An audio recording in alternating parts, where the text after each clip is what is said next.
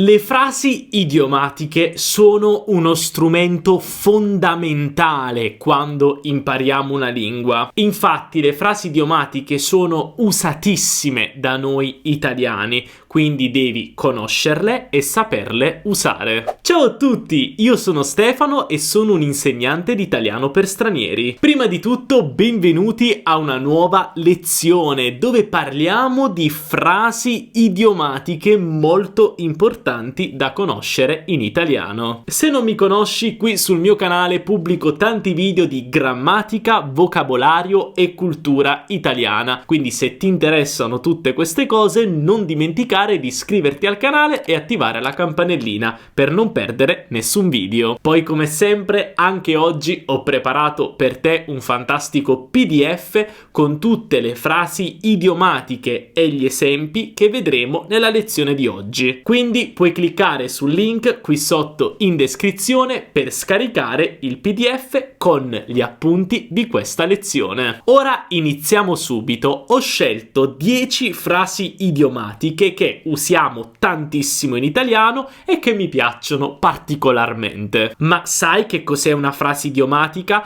Beh, è semplicemente una frase intraducibile in altre lingue, ma soprattutto che non ha senso se prendiamo le singole parole, però nel complesso quella frase ha un significato per noi. Allora iniziamo subito dalla prima frase che ho pensato per te, che secondo me già conosci, quindi iniziamo con le cose facili. In bocca al lupo, in bocca al lupo. Beh, questa espressione semplicemente significa buona fortuna. Quindi se vuoi augurare buona fortuna ad un tuo amico che deve fare un esame all'università, un amico che deve fare un colloquio di lavoro o qualcuno che deve fare un intervento all'ospedale, per esempio, puoi dire in bocca al lupo, buona fortuna. Puoi rispondere a in bocca al lupo in due modi, o dicendo grazie oppure dicendo crepi, che significa morire. Quindi speriamo che il lupo, che è pericoloso, muoia. Vediamo qualche esempio pratico. Domani hai l'esame all'università, vero? In bocca al lupo. Oppure in bocca al lupo per il colloquio di lavoro. Fammi sapere come va. Come puoi vedere, se vogliamo specificare la cosa per cui stiamo augurando buona fortuna, in questo caso il colloquio di lavoro, usiamo la preposizione per, quindi in bocca al lupo per il colloquio di lavoro. Adesso andiamo avanti con un'altra espressione idiomatica che probabilmente conosci già, quindi ancora cose facili. Dare una mano. Dare una mano semplicemente significa aiutare qualcuno. Ricorda che usiamo la preposizione a per indicare la persona che stiamo aiutando, quindi dare una mano a qualcuno, e usiamo sempre la preposizione a se abbiamo un verbo, quindi dare una mano a pulire. Invece usiamo con per le parole.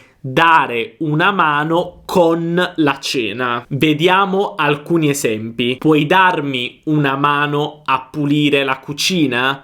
Puoi darmi una mano a pulire la cucina? O ancora, dammi una mano con la cena, per favore. Dammi una mano con la cena, per favore. E adesso iniziamo con qualche espressione idiomatica un po' più difficile e vediamo essere con l'acqua alla gola. Essere con l'acqua alla gola. Usiamo questa espressione quando siamo in una situazione difficile, generalmente perché non abbiamo abbastanza tempo per fare o finire qualcosa. Se tu immagini una persona che è con l'acqua alla gola, cioè l'acqua arriva fin qui, è una persona che fa fatica, no? Cioè perché è in una situazione complicata, potrebbe affogare. Quindi essere con l'acqua alla gola significa proprio questo, essere in una situazione difficile perché non abbiamo abbastanza tempo, principalmente. Quindi per ricapitolare, usiamo questa espressione quando siamo in una situazione complicata perché non abbiamo abbastanza tempo per fare o finire qualcosa. Vediamo qualche esempio. Devo finire il libro entro domani, ma devo ancora leggere 100 pagine. Sono con l'acqua alla gola. Sono con l'acqua alla gola. Chiaramente devo leggere 100 pagine entro domani, sono tante, quindi sono in una situazione complicata perché non ho abbastanza tempo per finire il libro. Oppure, siamo con l'acqua alla gola, il nostro nuovo corso esce oggi e dobbiamo ancora finire tante cose. Nuovo corso? Sì, hai capito bene. Da oggi è disponibile il nostro nuovo corso Italiano in 30 giorni, frasi idiomatiche. Questo è un corso intensivo di 30 giorni per imparare frasi idiomatiche italiane come quelle che stai imparando nella lezione di oggi. Io e il mio team abbiamo fatto una selezione accurata di più di 180 espressioni idiomatiche e ci siamo assicurati che queste sono effettivamente usate ogni giorno dagli italiani e grazie al nostro metodo piano piano riuscirai a impararle tutte. Il corso è estremamente efficace e divertente. Infatti in ogni lezione troverai un dialogo registrato da madrelingua italiani per imparare le frasi idiomatiche in contesto. I dialoghi, te lo assicuro, sono super divertenti. Poi potrai guardare una video lezione in cui io personalmente ti spiego in dettaglio le espressioni idiomatiche e poi ovviamente potrai fare gli esercizi. Così puoi mettere in pratica tutto quello che hai imparato. In più troverai anche delle lezioni di curiosità sull'origine di alcuni modi di dire della prof Benedetta e anche alcune lezioni di recap per ripetere attraverso esercizi tutto quello che hai imparato nel corso. Allora, cosa aspetti? Il corso è disponibile da oggi e puoi decidere di farlo in modo intensivo, quindi una lezione al giorno per 30 giorni, oppure farlo più con calma al tuo ritmo. Perché non ti preoccupare, avrai accesso al corso per sempre. Grazie a questo corso non solo capirai meglio quello che dicono gli italiani, ma smetterai anche di usare sempre le stesse parole ed espressioni e il tuo italiano sarà molto più autentico. Allora, pronti a parlare come un vero italiano o una vera italiana? Allora, impara e usa le frasi idiomatiche più usate dagli italiani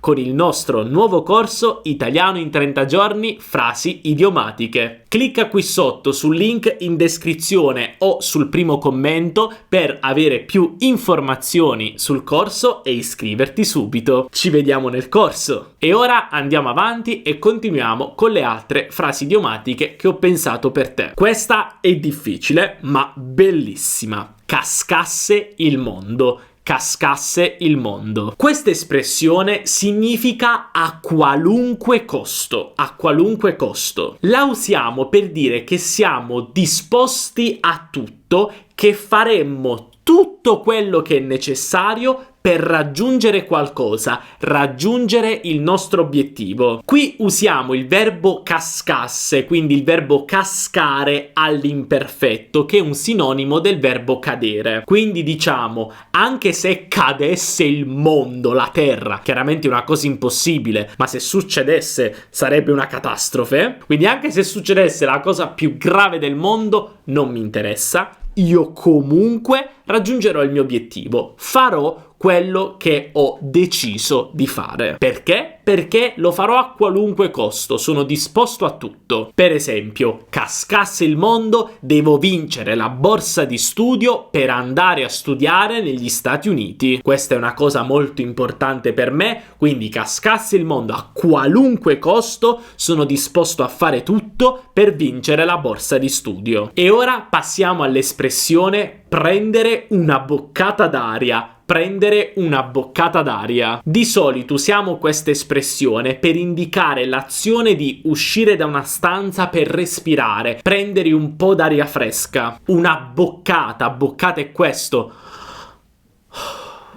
Generalmente usiamo questa espressione quando sentiamo il bisogno di uscire da una stanza per rilassarci un po', perché magari siamo stanchi o perché siamo in una situazione difficile, stressante, forse anche con una persona. Per esempio, io sono arrabbiato con un mio amico che si lamenta sempre, è pesante, proprio non ce la faccio più, sono esausto. E dico, non ti sopporto, ti lamenti continuamente. Esco a prendere una boccata d'aria. Quindi in questo caso io sto dicendo proprio non ti sopporto, ho bisogno di respirare, ho bisogno di un momento per me, un momento di relax, perché tu sei una persona difficile. A volte possiamo aggiungere anche l'aggettivo fresca alla fine della frase e dire aria fresca. Per esempio, mi scoppia la testa, stiamo studiando da troppo tempo, esco a prendere una boccata d'aria fresca, torno subito. Quindi mi scoppia la testa, cioè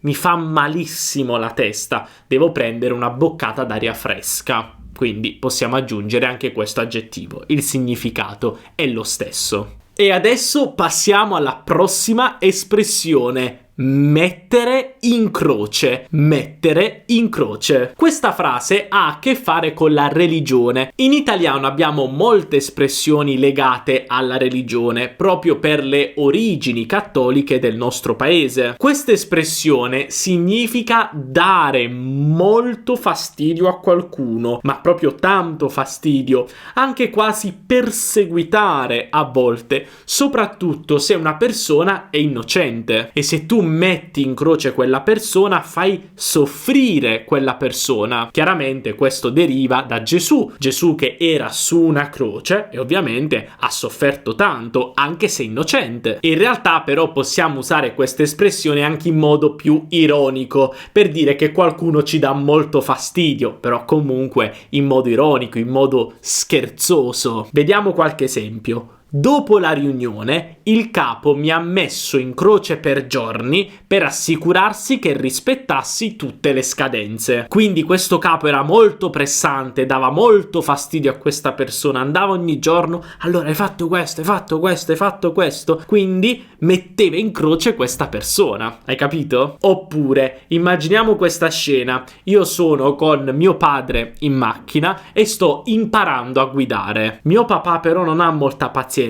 e quindi mi grida contro, dice no, non sai guidare, non devi fare così, devi fare così. E io dico, non mi mettere in croce in questo modo, lo sai che sto ancora imparando a guidare, cioè non mi dare così fastidio, non essere così difficile con me, sto ancora imparando. E ora vediamo un'altra espressione con le parti del corpo. Prima abbiamo visto dare una mano, adesso vediamo un'espressione con i piedi. Su due piedi, su due piedi. Questa espressione è facile, significa improvvisamente. Di solito la usiamo quando qualcuno ci fa una domanda inaspettata, forse una domanda anche molto difficile, e noi non sappiamo rispondere così facilmente, abbiamo bisogno di pensare, di riflettere, quindi su due piedi non sappiamo rispondere. Per esempio, guarda, è una domanda difficile, così su due piedi non so cosa rispondere. E adesso vediamo l'espressione da morire, da morire. Mi piace tantissimo questa espressione, mi piace da morire. Così puoi già capire cosa significa. Da morire significa tantissimo. Quindi se una cosa ti piace tantissimo, ti piace da morire. Possiamo usare da morire con un verbo o anche un aggettivo. Per esempio, a Napoli abbiamo mangiato una pizza, era buona da morire. Era buona da morire, cioè era buona tantissimo, era buonissima. Oppure leggere mi piace da morire, penso che sia la mia più grande passione. Leggere mi piace da morire, cioè leggere mi piace tantissimo. Per esempio, sono sicuro che il corso Italiano in 30 giorni, frasi idiomatiche, ti piacerà da morire. Quindi vai a iscriverti ora. Ora vediamo l'espressione mettersi nei panni di qualcuno, mettersi nei panni di qualcuno. Prima di tutto, che cosa sono i panni? I panni sono semplicemente i vestiti. Quindi mettersi nei panni di qualcuno significa immedesimarsi in un'altra persona, cioè immaginare come ci sentiremmo nella situazione di un'altra persona. In italiano parliamo di vestiti, in altre lingue come l'inglese parliamo di scarpe, però il concetto è quello. Facciamo un esempio pratico. Mio fratello vuole passare più tempo con me, però purtroppo io sono molto impegnato e stressato per il lavoro e lui si arrabbia perché non capisce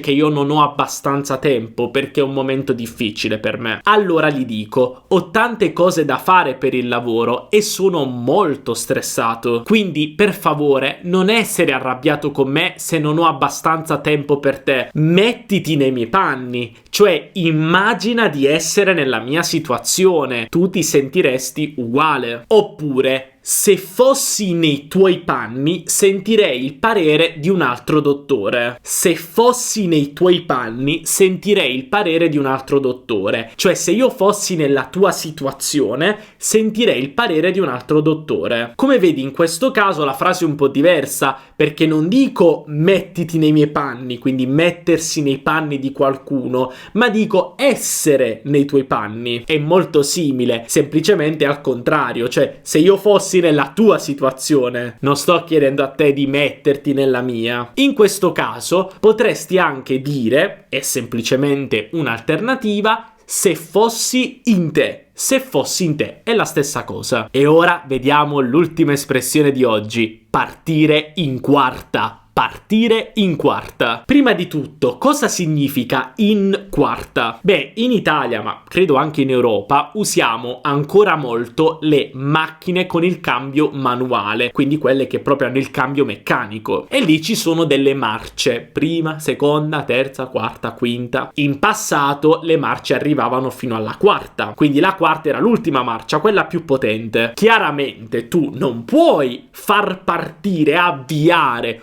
una macchina con la quarta marcia. La macchina parte con la prima, poi la seconda, poi la terza, giusto? Ecco, quindi quando diciamo partire in quarta ci riferiamo a una persona che ha iniziato qualcosa in modo troppo energico, troppo entusiasmante, però in senso negativo. Cioè, forse questa persona ha pensato a questa cosa, ma poi non ha riflettuto, non ha effettivamente valutato tutti i rischi, ha semplicemente iniziato, subito, veloce. Questo si può applicare a un progetto, a una relazione. Per esempio, Marco ha visto una casa bellissima, è partito in quarta e l'ha comprata, ma secondo me era troppo costosa, doveva pensarci di più. Quindi Marco ha visto la casa, è partito in quarta e l'ha comprata, non ha pensato bene, non ha riflettuto, non ha valutato tutti i rischi, il fatto che comunque costasse troppo, è partito in quarta e l'ha comprata. Oppure hai appena conosciuto questa ragazza, ho capito che ti piace, ma non partire in quarta. Conoscetevi bene e capirai se è la ragazza giusta per te. Quindi tu hai appena conosciuto questa ragazza, non andare di fretta, cioè non accelerare le cose, non fare le cose troppo velocemente con questa ragazza. Vai con calma, conoscetevi, uscite insieme, parlate, così puoi capire se questa è la ragazza giusta per te. Benissimo, abbiamo finito con questa super lezione sulle frasi idiomatiche. Ti è piaciuta? E qual è la tua frase idiomatica preferita? Adesso ho un compito per te. Scrivi qui sotto nei commenti se esiste una traduzione delle 10 frasi idiomatiche che ti ho insegnato oggi nella tua lingua. Magari puoi provare anche a fare qualche esempio. E se il video ti è piaciuto e l'hai trovato utile, non dimenticare di lasciare un bel mi piace,